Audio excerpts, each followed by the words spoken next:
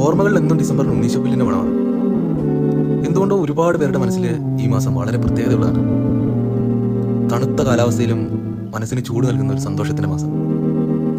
അവസാനിക്കാൻ പോകുന്ന ഒരു വർഷത്തിന്റെ മുഴുവൻ നഷ്ടങ്ങളും നേട്ടങ്ങളും ഈ മാസം മനസ്സിലൂടെ ഇങ്ങനെ കടന്നു പോകും.